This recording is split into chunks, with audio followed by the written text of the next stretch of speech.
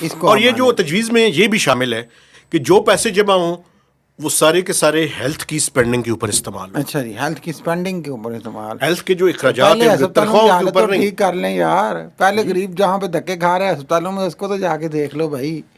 مجھے سرکاری ویسے کسی ہسپتالوں میں ٹائم میں چاہتا ہوں کہ مجھے بہت سے لوگ یہ کلیم کر رہے ہیں کہ پنجاب میں لوگوں کو گھروں کے اوپر ان کی میڈیسنز ملنی شروع ہو گئی. کیا یہ سچ ہے؟